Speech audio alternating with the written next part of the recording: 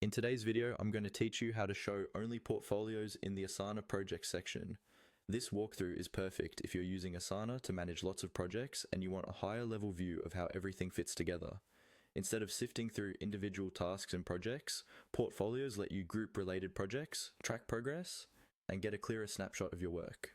I'll guide you through how to access portfolios, how to create a new one if you need it, and how to open an existing portfolio so that only that view is front and center. First, start by opening Asana in your browser and make sure you're logged into the correct workspace or organization.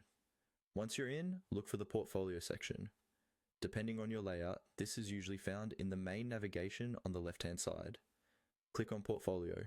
This takes you to the area where all of your portfolios are stored, and it's really the home base for viewing collections of projects at a higher level. If you don't see portfolios, it may be due to your plan type or permissions, so double check that you have access.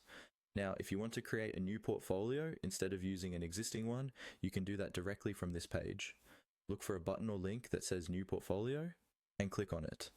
Asana will prompt you to name your portfolio, and in many cases, you can also add a short description. It's a good idea to choose a name that clearly represents the group of projects you plan to include, such as Marketing Campaigns Q1 or Product Launches.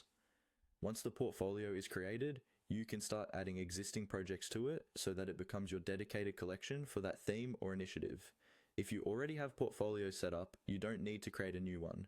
Instead, simply click on the existing portfolio you want to focus on.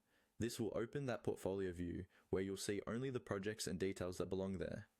From this screen, you can sort, filter, and review progress without the distraction of your entire project list.